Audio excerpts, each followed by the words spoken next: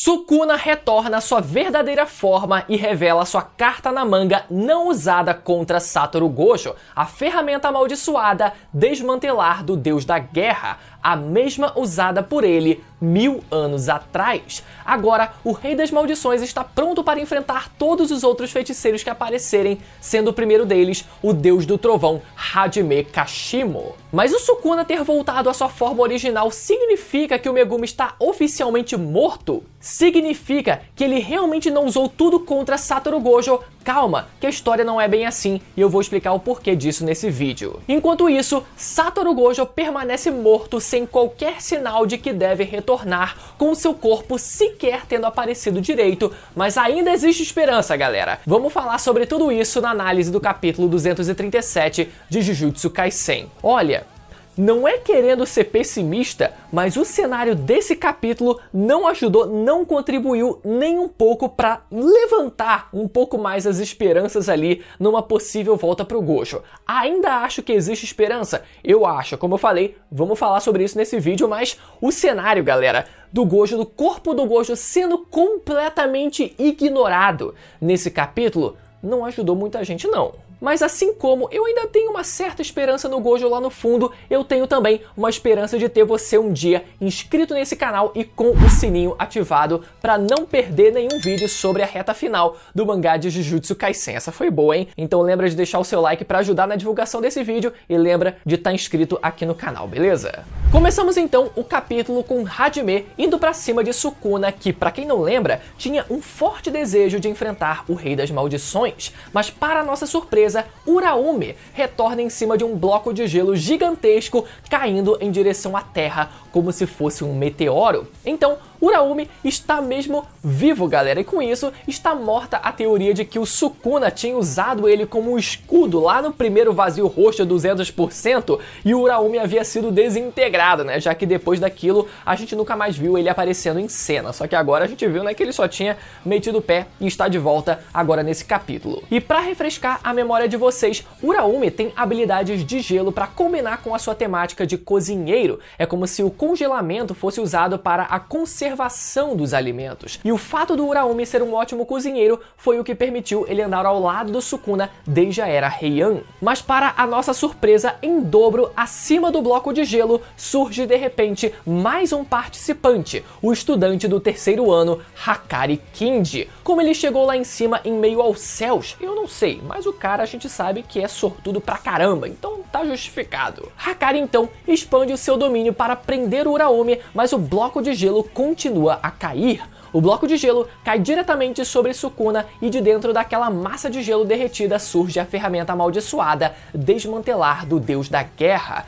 Finalmente, temos a revelação do tal presente deixado pela Yorozu para o Sukuna no leito da sua morte. Yorozu foi capaz de construir uma réplica da exata mesma ferramenta amaldiçoada usada pelo Sukuna 1000 anos atrás, que a gente viu ele segurando na capa do capítulo 117. Detalhe que nessa mesma ilustração vemos Sukuna segurar uma segunda ferramenta amaldiçoada que a gente não sabe se o Sukuna ainda tem ela guardada de alguma forma, se ela ainda vai aparecer ou se o Sukuna perdeu as duas ferramentas quando morreu e nunca mais encontrou. O fato é que, até esse capítulo, a gente não fazia a menor ideia dos poderes dessas ferramentas e agora, com a réplica criada, né, e deixada pela Yorozu, a gente pode ter uma noção do que pelo menos uma delas é capaz de fazer, que parece ser gerar poderes elétricos, o que deixou a batalha um pouco, né, redundante, já que o próprio Hajime também tem poderes elétricos. Dessa forma, Sukuna foi capaz de obliterar o bloco de gelo gigantesco que serviu mais para criar, né,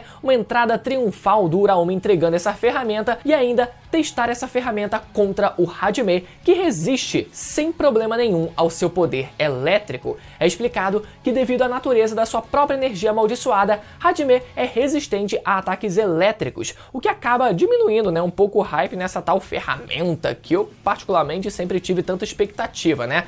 Mas ao mesmo tempo também acaba elevando o hype no próprio Hajime. Hajime decide fazer uma série de perguntas sobre Sukuna, afinal eles não são exatamente da mesma era, então o Hajime demonstra uma certa curiosidade em conhecer mais sobre o Sukuna, e uma dessas perguntas foi: você se tornou o mais forte ou você já era o mais forte desde que nasceu? Faltou só, né, perguntar se ele se tornou mais forte depois de possuir o Megumi. Sukuna responde então que, no mínimo, ele provavelmente era uma criança abominável, como se ele fosse uma criança nascida de uma gravidez indesejada ou como se ele fosse uma criança amaldiçoada já no seu nascimento. Então a gente começa a descobrir um pouco mais sobre o passado do Sukuna aqui e que desde criança já existia algo de diferente em relação a ele, né? Mas talvez a gente veja ainda mais detalhes, né, nos próximos capítulos. Vamos torcer para que sim. A luta começa oficialmente e Hajime usa a sua técnica do Cryptidio Âmbar. Lembrando que o Hajime até esse momento ainda não havia usado a sua técnica inata porque ela só deve ser usada uma única vez e ele estava aguardando para usar contra o Sukuna.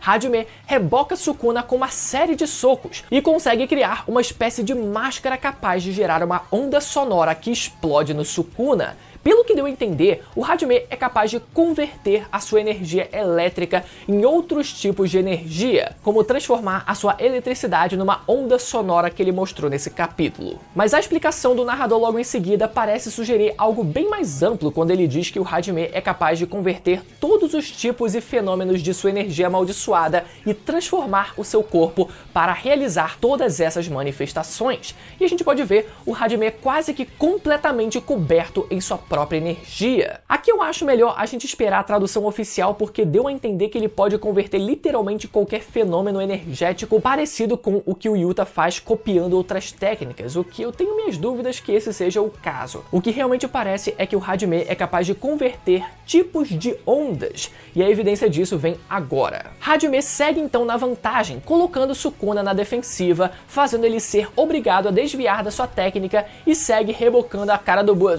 do verdadeiro honrado, e temos a explicação mais detalhada sobre a técnica do Hajime. O narrador aqui cita uma melhora na agilidade devido à ativação dos sinais elétricos no cérebro dele, criação de ondas sonoras, criação de ondas eletromagnéticas que fizeram o corpo de Hajime transcender o reino humano, mas que ao fim da sua técnica, o corpo do feiticeiro iria colapsar. Por isso então seria algo que só poderia ser usado uma única vez, e se essa é a condição, então faz sentido que ela seja realmente uma técnica apelona. Mas ao final do capítulo é dito pelo narrador que além da técnica reversa, Sukuna ainda tinha mais um método para reconstruir o seu corpo e que estava sendo interrompida por ele de propósito, a sua reencarnação. E vemos Sukuna na sua forma original de 1000 anos atrás, completamente curado e segurando a sua ferramenta amaldiçoada. Vamos lá então, galera, esclarecer algumas coisas aqui. Primeiro de tudo, Sukuna, desde antes da sua luta contra o Gojo, já podia ter voltado para a sua forma original, mesmo sem ter consumido todos os 20 dedos, ou mesmo sem ter consumido o seu próprio corpo original. Isso é explicado quando o Uraumi pergunta se estava tudo bem manter aquele rosto do Megumi, e o Sukuna responde que aquela aparência seria melhor para lutar contra outros feiticeiros. Ou seja, já naquele momento foi deixado de forma implícita que o Sukuna desde sempre poderia assumir a sua forma original de volta. E outro indício dessa capacidade foi na cena em que o Sukuna, logo depois de possuir o Megumi, expande a sua cabeça para morder o braço do anjo. E o Sukuna afirma isso porque, usando a aparência do Megumi, ele causaria um abalo psicológico contra o Gojo e os outros estudantes. Mas como o Hajime ele não se importa com nada disso, o Sukuna ele pode então voltar para sua forma original sem se preocupar com isso também. Segundo ponto, Megumi agora está oficialmente morto? Eu diria que ele sim continua vivo. Isso porque o conceito de alma e corpo em Jujutsu funciona como se fossem uma única coisa, isso dito pelo próprio Kenjaku. Então, mesmo que a gente não esteja mais vendo o corpo do Megumi, a sua alma continua existindo dentro do corpo do Sukuna. A não ser, né, que o Sukuna tenha saído oficialmente do corpo do Megumi, mas a gente não vê nenhum corpo estirado no chão para afirmar isso. Continua sendo só o do Gojo, né, que tá estirado lá. E outra coisa, o Sukuna, galera, desde o começo era capaz de moldar o corpo do Itadori a ponto de fazer surgir aqueles 4 olhos e fazer a sua boca aparecer na bochecha do Itadori quando ele queria. Mas talvez o Sukuna só não pudesse assumir a sua forma original, né, completa, desde o começo por causa da resistência que o Itadori tinha tinha a possessão do Sukuna. E isso responde ao terceiro ponto, se o Sukuna ainda pode usar a técnica das 10 sombras mesmo na sua forma original. E eu diria que fora o Mahoraga que foi destruído, eu particularmente não vejo motivo para dizer que não. Se a alma do Megumi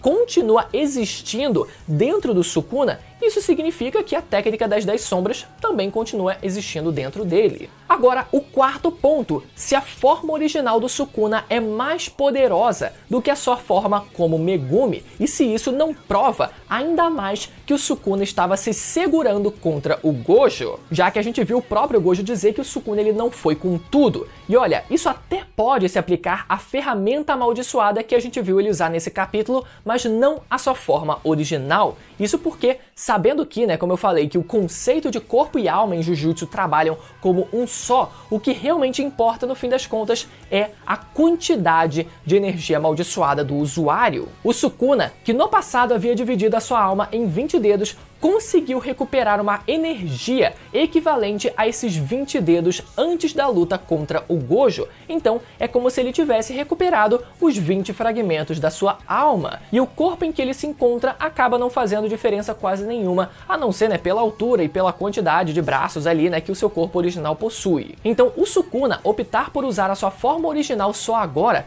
tá mais associado a ele não precisar abusar de efeito psicológico contra o Gojo e principalmente com ele poder se sentir finalmente livre e de volta para fazer o que quiser, assim como ele se sentia 1000 anos atrás, agora que o Gojo tá fora da jogada. Mas e o Gojo afinal, volta ou não volta? Olha, o Kashimo ali não mostrou qualquer interesse ou mesmo habilidade que pudesse ressuscitar o Gojo, o foco dele foi total em enfrentar o Sukuna, mas chegaram a levantar a possibilidade do Gojo ainda retornar como um espírito amaldiçoado vingativo. Pra quem não lembra, esse é um fenômeno que acontece em Jujutsu. Quando um ser humano morre com um enorme rancor, ele pode acabar retornando como um espírito amaldiçoado vingativo, e isso já chegou a acontecer com um antepassado do Gojo, o tal do Sugawara no Michizane, que era o ancestral em comum que o Gojo e o Yuta dividem. Mas apesar do Gojo ele ter morrido com um certo arrependimento, de não ter contado sobre o Toji para o Megumi, ele ainda assim